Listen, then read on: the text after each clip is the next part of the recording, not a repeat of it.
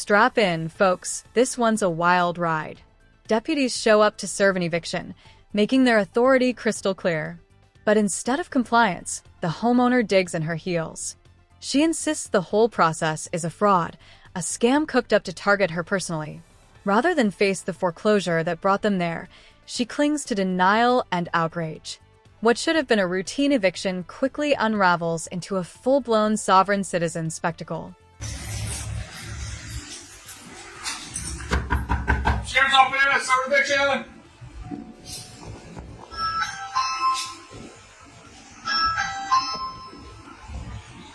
Sheriff's office, here to serve eviction. For everybody inside this residence.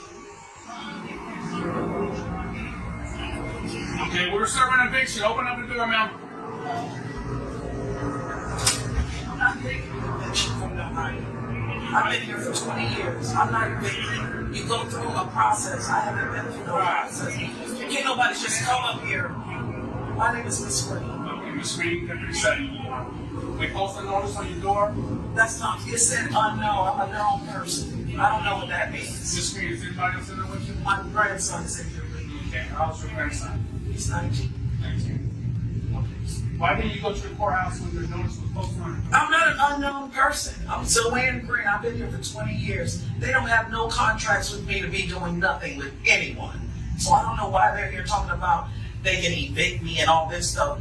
So you go past foreclosure to evict, to get no. Listen, this is a scam, and the bank is a scam. And so they don't have no jurisdiction over me. I'm indigenous to this land. This is my property. I've been here. That's why they can't touch me. Now this person comes over here talking about, oh, I just purchased this house from an auction with no paperwork in his hand. He just comes. I could have killed him. You don't come up to nobody's home talking about what you got. You ain't got nothing in your hand. You're just talking. Like, who the fuck does that? This is where the sovereign spin goes into overdrive. She claims that simply being known as Joanne Green means she can't possibly be unknown, and that her ties to the neighborhood somehow outweigh a court order. She insists the auction buyer has no rights without her approval, twisting property ownership into a personal story. But here's the reality. Property law isn't based on feelings or familiarity. It's built on contracts and records. Her logic doesn't strengthen her case. It only highlights the cracks in her defense. What could have been a legal challenge instead unravels into a rant no judge would ever take seriously. My name is not unknown. Everybody knows it. This my life. The light bill has been in my name for 20 years. I have been here. This is my home. Okay, can't nobody buy somebody's home off from under them if they don't have no paperwork or no nothing. Okay, That's not right. So you can't evict me for nothing.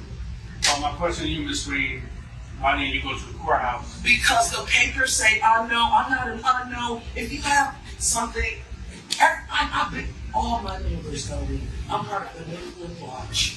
Why is my name not on any paperwork? Explain that to me. I'm not unknown. I'm very known. So I don't know what kind of eviction you're doing, but it's illegal. You can't evict me. I'm doing a court order, ma'am. Well, I don't know what court order. What name is it under? It's under 3718. That's not a name. That's an address. Let me explain to you, Mr. Green. While I'm here, and the court order was signed by the judge saying to do the eviction. Under for who? I'm just explaining to you. It's for the property. No, you can't evict. You Really? tell me So you more. think you You can want me to come read it? here and evict somebody off of a property and you don't even have their name? Okay. It doesn't require me to have a name. You want to read this Are portion? you fucking serious, dude? Yes, ma'am. I'll let you read this. I don't need to read none of that. I don't want to read it. It don't have nothing to do with me. It has to do with this property. It says, This is my property under my name. You don't even have a name on there. the screen. So I'm not. The sheriff lays it out plainly. The court order applies to everyone in the house. But she won't hear it. She fixates on the lack of a handwritten signature, refusing to grasp that the law governs the property, not her personal interpretation. With bold defiance, she proclaims, "This has nothing to do with me," as if she can separate herself from the eviction entirely. This is sovereign citizenship on full display. The belief that legal reality disappears if you don't accept it. The deputies stay calm and professional, but her rising tone makes it clear the confrontation is only heating up. state of Florida, which we're in, to the Orange County Sheriff's Office, which county we're in. So you're gonna throw me out of my house right now? I have no choice, man. This is Where what is says, yes. Y'all was come throw all my shit out there. Since you're gonna do that to, So it says, to an indigenous person so of it this says, land, so you go do remove it. all persons. You're not removing me from my property. So you about to take me out of here? How? Voluntarily, preferably. You listen, I'm telling you, you're not removing me out of my property. Okay. I'm not leaving, so. Okay. We don't want to take you to jail, Mr. Really? You? Right. This is pathetic. Y'all are something else. And We God don't will deal wanna- with we you. don't want to get to that God will deal with you. Okay. I'm not leaving my house. This is my property. You walk up here with a guy. What is he doing? Who is that white man coming up here trying to take black people's homes? No, you walked up here with a guy with no name on no paper. You keep one circuit. There's no name on that paper. You think you can throw me out of my house? That is against the law. I'm sorry. You can't. All right, sir, you gotta leave now. Got a court order to move off. I gotta leave. Look, all my stuff is in here. All my life is in here. I've been here for 20 years. Really? Just like this, your mother? This is my grandson. Okay, just like I was running into your grandmother, we got a court order to remove all persons from this address. 31. I need the supervisor to come over here or somebody. Because I'm not, this is not happening to me. They think they can just come and take you out your home. That is a shame. The standoff hits a boiling point. The sheriff makes it clear jail is now on the line. Instead of backing down, she shifts gears, accusing the deputies of racism and invoking systemic injustice. Suddenly, the eviction isn't about property law. It's framed as a battle against colonial oppression. It's a deliberate distraction, an attempt to swap legal obligation for moral outrage. But the deputies don't flinch. They return, again and again, to the judge's order and their duty to enforce it. And in this moment, it's obvious. The deeper she digs into ideology, the closer she comes to the inevitable removal. Eviction is? Okay, so that's what we're doing right now. You can't evict them. They don't even have my name on their paperwork. They just want to throw me up out of here. And that guy over there did it. He went and got them. With no paperwork, just come to your house. Y'all do that to black people all day long. He got some paperwork with nobody's name on it. And he issued it for the property, not the persons that's in the property. You can step on it. You're not in trouble. I'm scared of these people. And I don't even know why you're showing it to him. I'm the grown person. You didn't want to look at it, man. I don't need that. My name ain't on it. He's an adult, right? Yeah, but my name ain't on it. We're in the state of Florida, right? You don't even have his I work glasses for the on. Orange County Sheriff's Office. You are commanded to remove all persons from 3718 I Clayton can't believe Avenue this. I'm and put really appalled. this company in possession of the property. This is a shame.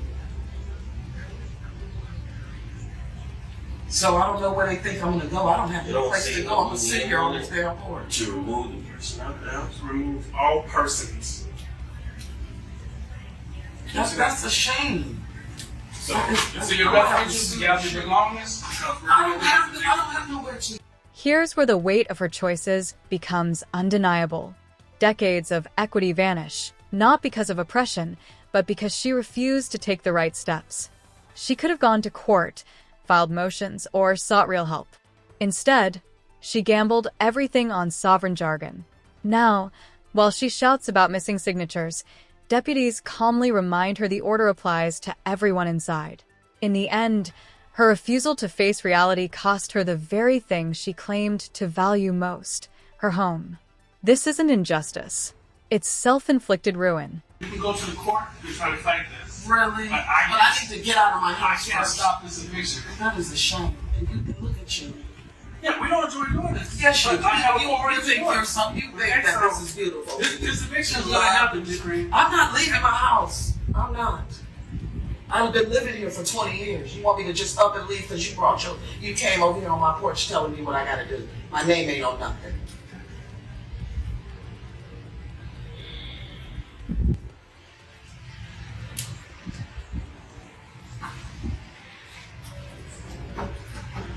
So you gonna take me to jail? Now, we don't want to do that. You don't want to, but you will in a heartbeat. You don't care about nobody. You have nothing inside of you. That is not Nothing. And I pray for you because something gonna happen to both of y'all for coming here trying to remove somebody from their house because of that piece of shit.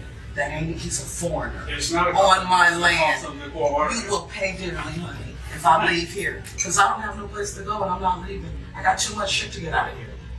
So I don't know what we're gonna do, but you might need to go back to the judge and tell him I said to call me. That's something you should have did, man. I don't need to do that. That's not none of it is on my name is not on any. They're not talking to me. So you're not a person, I'm not my name. I have a name and an identity. but you are a person. It doesn't say person. It says it needs to say the person that has been here. The light bill is in my name for So that's 20 something years. you will have to talk to the court about.